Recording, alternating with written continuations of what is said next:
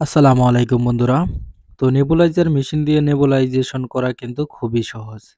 এটা ১ থেকে ২ বার দেখিয়ে দিলেই সকলেই করতে পারবেন।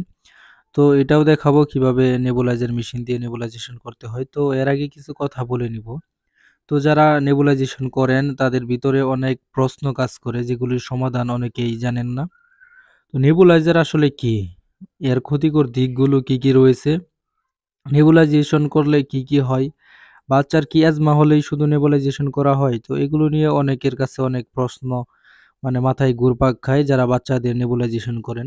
তো ১ম এ বলে নিচ্ছি নেবুলাইজেশন কিন্তু অ্যাজমা ছাড়াও নেবুলাইজেশন করা হয়। যদি আপনার নিউমোনিয়া হয়ে থাকে বা ব্রঙ্কাইটিস থাকে সেক্ষেত্রে কিন্তু নেবুলাইজেশন করা হয়। শুধু অ্যাজমার ক্ষেত্রেই কিন্তু নেবুলাইজেশন করা হয় না। অ্যাজমা ছাড়াও নেবুলাইজেশন করা যায়। তো আপনি সুস্থ অবস্থায় কিন্তু নেবুলাইজেশন করতে পারবেন।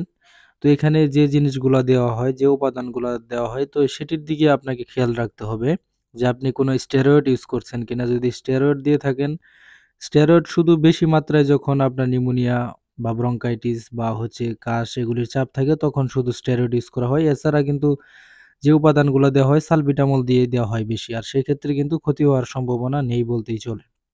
আর নেবুলাইজেশন এর ক্ষেত্রটা আপনি নিজে দিতে পারেন সালবিটামল দিয়ে অথবা নরসল বা নরমাল স্যালাইন যেগুলি আছে এগুলি দিয়ে কিন্তু ব্যবহার করতে নিজেই পারেন।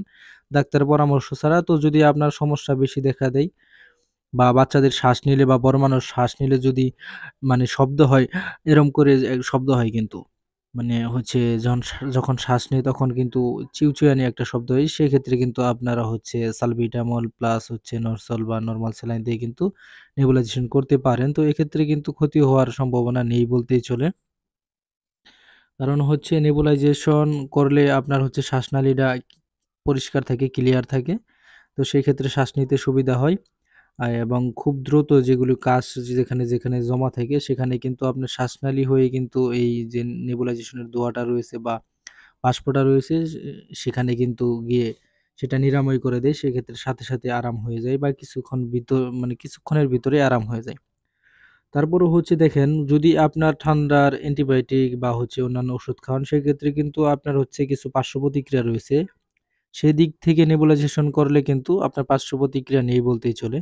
আর কিছু স্টেরয়েড ওষুধ রয়েছে সেগুলো ডাক্তাররা যদি বেশি সমস্যা হয় বা অ্যাজমা থাকে বা বড় সমস্যা হয় সেক্ষেত্রে কিন্তু সেগুলো ডাক্তাররা দিয়ে থাকে অল্প সময়ের জন্য ৩ দিন বা ৫ দিনের জন্য। আর এমনিতে আপনি সালবিটামল দিয়ে সবসময় যদি আপনার শ্বাসকষ্ট, তারপর কাশ বা শ্বাসনালী জাম থাকে সেক্ষেত্রে কিন্তু দিতে পারেন, কোনো সমস্যা নেই। তো নেবুলাইজেশন এ যে ওষুধগুলা ব্যবহার করা হয়ে থাকে তা ১ম পর্যায়ে আপনার সালবিটামল দিয়েই দেওয়া হয় বেশিরভাগ।